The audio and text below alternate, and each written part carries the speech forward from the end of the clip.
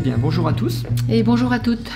Donc, second volet de notre approche sur la symbolique du coronavirus, puisqu'on a déjà fait une petite vidéo qui a eu beaucoup de succès, où on a expliqué que le coronavirus était un symbole de division, de séparation, puisque c'était l'effet que ça faisait dans la population et chez les gens. Et là, il est nécessaire de faire un deuxième apport sur la symbolique pour que l'on puisse voir au-delà du virus lui-même, parce qu'il y a deux aspects. Il y a le virus physique qui, lui, va conduire au confinement, à l'isolement et à ce qu'on a appelé la séparation. Et donc à des soins aussi qui doivent être faits pour les personnes qui en souffrent, il ne faut pas l'oublier. Voilà, et puis ça c'est l'aspect physique, et puis il y a l'aspect psycho-émotionnel qui se développe actuellement, qui est un virus mental. Et là, on ose mettre le mot, peut-être le premier virus mental collectif, parce qu'on a déjà eu beaucoup d'informations mentales qui ont circulé sur la planète. On a déjà vu pour le H1N1, pour des choses comme ça, dans le registre de la santé, mais pour d'autres thèmes aussi. Et ces virus se développent de plus en plus par le fait que tout est interconnecté, que les médias en rajoutent, etc. Vous connaissez tout ça. Mais surtout, là, ce qui est intéressant, c'est de voir que c'est la première fois où le collectif, la planète entière, est prise d'une frénésie, d'une fièvre, qui n'est pas une fièvre physique due au virus, mais une fièvre mentale, une fièvre émotionnelle, qui a donné la fièvre aux bourses, qui a donné la fièvre dans le monde politique, dans le monde économique. Et c'est intéressant de voir que là, il s'agit d'un virus purement mental, purement virtuel, c'est-à-dire on parle de quelque chose qui pourrait arriver, ce qu'on appelle une peur, et cette peur crée les mêmes effets que s'il y avait une maladie. Et c'est intéressant de voir ce symbole du virus mental. Juste pour dire que il faudrait replacer ça dans un cadre historique pour que chacun comprenne que ce n'est pas dû au hasard, que ce n'est pas dû au développement d'Internet, c'est dû à l'évolution humaine. La première apparition du mental menteur, diviseur, on peut historiquement la dater à peu près du Moyen-Âge avec l'apparition de l'Inquisition qui va diviser le monde entre Dieu et diable et qui va faire que dans la même religion, par exemple les chrétiens, on va s'entretuer. Et cette division, ça va être la première fois que l'humain va se battre pour des idées. Avant, on se battait pour des territoires, pour de la nourriture. Pour de la nourriture, voilà. Pour aller prendre des territoires, pour aller voler même les femmes, la fécondité. Mais on ne s'était jamais battu pour des idées. Et là, on va commencer à se battre pour des idées. Le summum de ces guerres de religion ou de croyance, ça va être le nazisme, puisque là, on va vraiment se battre pour des idées d'imposer à la matière une race pure, par exemple, des choses comme ça. Donc ce sont des guerres idéologiques, et actuellement, on ne connaît que des guerres idéologiques. J'ai déjà écrit sur ce thème-là.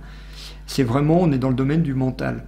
Et le mental, ce mental menteur, hein, puisque c'est la même racine latine, il va se développer depuis 800 ans, on va dire, et il atteint actuellement un pic parce qu'on commence à voir une maladie mentale se propager par de l'information. Et ça, c'est vraiment quelque chose d'assez sidérant. En fait, c'est des croyances. C'est les croyances auxquelles on adhère et qui nous stressent jusqu'à toucher notre cerveau reptilien instinctif de survie et qui font que celui-là est hyper stressé en ce moment, ce qui fait qu'on voit ce que les gens ne peuvent pas s'empêcher de faire pour la survie, aller acheter beaucoup de nourriture. Il faut les comprendre. Quand on est touché par cet instinct de survie et stressé par des informations comme on en a en ce moment, ça donne une panique. Oui. Alors, il ne faut pas confondre non plus. En français, on utilise le mot peur pour désigner une peur de survie et une peur mentale. C'est le même mot, comme on désigne par le mot amour, j'aime les fraises ou j'aime un partenaire. C'est pas tout à fait la même chose. Donc les peurs mentales sont uniquement des informations virtuelles.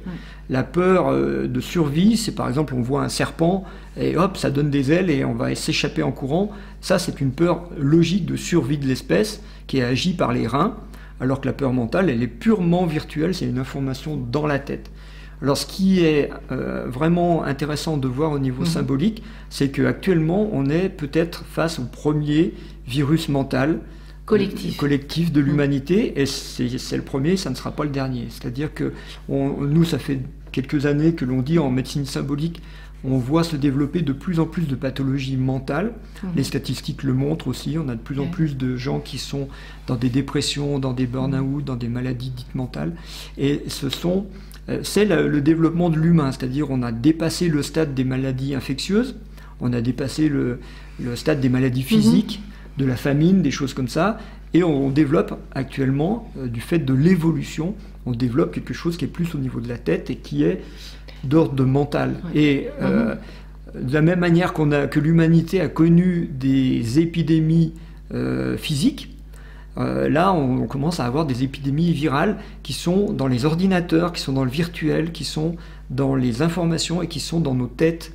Et c'est là où on attire votre attention, c'est qu'en fait ce désordre collectif est un miroir de tous les désordres individuels que nous constituons, c'est-à-dire que chacun d'entre nous, nous avons ce virus mental dans la tête, ça s'appelle la peur, et le deuxième virus, ça s'appelle la culpabilité. Donc si vous avez observé un petit peu, vous avez vu que les médias ont commencé par faire peur. Et les politiques aussi, enfin, etc., tous ceux qui ont agi ces informations, qui ont été agis même par ces informations, ont commencé par faire peur, par avoir peur eux, et par faire peur. Et maintenant, on est au deuxième stade où on va commencer à culpabiliser les gens. C'est-à-dire qu'on va dire, si vous ne faites pas ça, si vous ne faites pas ça, si vous sortez de chez vous, par exemple, vous êtes un méchant coupable parce que vous propagez le virus. Et là, on est dans les maladies vraiment mentales, c'est-à-dire que les deux modes d'action, c'est la peur et la culpabilité, et on les voit bien à l'œuvre actuellement. Et donc, on voulait vraiment dire, regardez ça en vous, pour que chacun puisse agir. Donc, regarder en soi, en fait, ça demande... ce matin, on a vu une personne qui arrive et qui est vraiment dans cet état-là de panique, et donc elle a peur de devenir folle. Et donc, ça nous dit, on a oublié les lois de la vie simples, et on a oublié notre corps simplement. On n'est plus branché ni sur le père ni sur la mère. On est à côté de ça. On veut changer les lois de la vie. Et donc, c'est important d'en prendre conscience et de se réconcilier avec son arbre. Et son arbre, c'est d'où on vient, en fait. Je l'ai déjà dit. Je voulais dire aussi une chose, c'est qu'on est au printemps, le premier temps de la vie. La vie éclot. On va aller jardiner pour ceux qui peuvent, mais ceux qui ne jardinent pas dans leur terrain vont aussi jardiner en eux. C'est la même chose, c'est un miroir, comme la maison est un miroir du corps. Et donc, quand vous allez jardiner, vous allez semer une graine de tomate, là, ou une graine de salade, ou une graine de potimarron. Et à l'automne, vous allez récolter des kilos de tomates, des kilos de salade, ou des kilos de potimarron. Il y a une phrase qui m'est venue ce matin, c'est « Qui sème le vent récolte la tempête ». Au printemps, si on sème au niveau mondial la peur, qu'allons-nous récolter à l'automne ? Posez-vous la question, recentrez-vous, ne semez pas ces graines qui sont des graines de division et qui risquent de nous entraîner vers quelque chose dont on n'a pas envie. Semez de la paix, de la joie, du sacré, recentrez-vous, regardez ces croyances virtuelles et sortez de ça. Ça nous paralyse, sortez de votre paralysie, affirmez-vous et vivez. On est relié avec vous. Quoi qu'il arrive, on est relié.